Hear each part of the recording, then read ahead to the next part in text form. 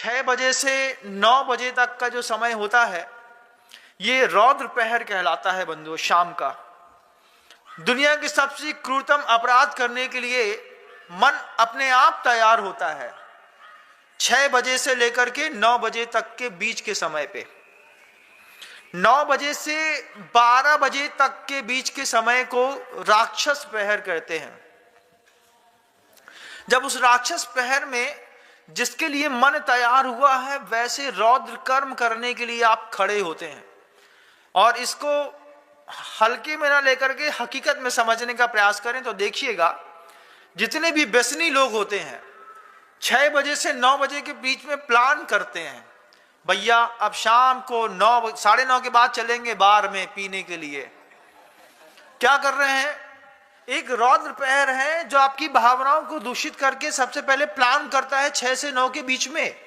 9 से 12 के बीच में जो है वो राक्षस पहर होता है, जब आप रौद्र कर्म करने के लिए तैयार हो चुके होते हैं। रात को 12 बजे से लेकर के 3 बजे तक का समय, इसको गंधर्व प्रहर कहते हैं।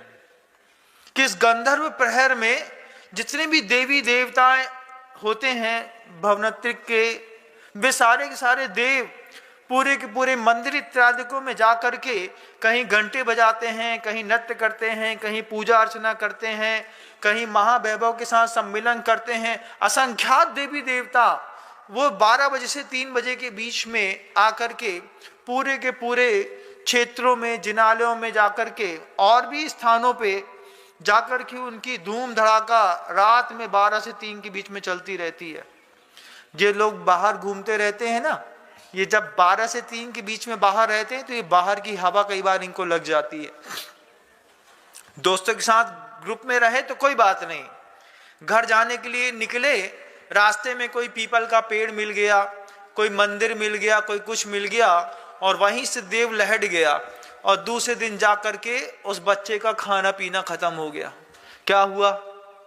बोले 12 से 3 बजे से पहले घर के अंदर घुस गए होते तो इस तरीके की बाहर की हवा नहीं लगती। लेकिन हमें तो घूमने जाना था, क्योंकि राक्षस पहर के राक्षसों के काम 9 बजे से शुरू होते नहीं, 9 बजे से शुरू होते हैं। अब 9 बजे से शुरू होंगे तो वो 12 का 1 कब बज गया पता नहीं चला, लेकिन आपको पता नहीं चला। लेकिन सैद्धांतिक ग्रंथों में, आगम ग्रंथों में, पौराणिक ग्रंथों में आप इस चीज को देखिएगा कि आपने अनाधिकृत रूप से दूसरे के टाइम पीरियड पे प्रवेश कर लिया। टाइम से पहले घर आ जाते तो बहुत अच्छी बात थी, 12 से पहले घर आ गए होते। कुछ समझदार लड़के होते हैं दुकान बंद करके घर पहुंच जाते हैं, लेकिन अभी भी गांव देहातों में मिडिल क्लास फैमिली में रात में घूमने फिरने की बहुत भावनाएं रहती हैं। रात को 12 से 3 के बीच में आने वाले जितने भी लोग रहते हैं, धीरे धीरे इनका पूरा स्वभाव बदल जाता है।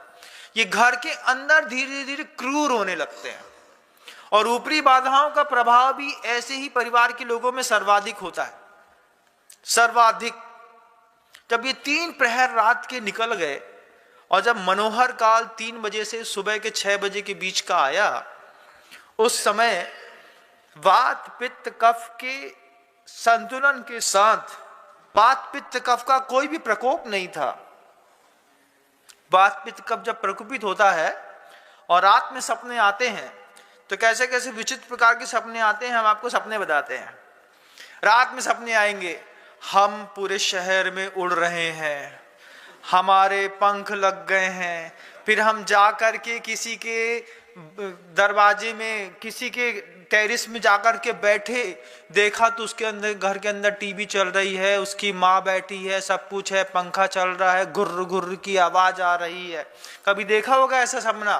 देखिएगा, जब वात पित्त का प्रकोपित होता है तो आदमी को पूरी रात वो हवा में ऐसा ऐसा उड़ता रहता है, पंछी के जैसा।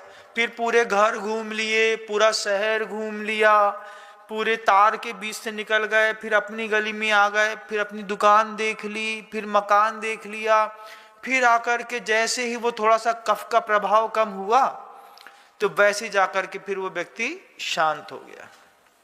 फिर कई लोग बोलते महाराज हम रात में पूरे जल गए, हमारे गर्मी गर्मी लग रही थी। पित्त प्रकृति है, पित्त प्रकोपित हो गया है तो आग आग दिखाई देती है।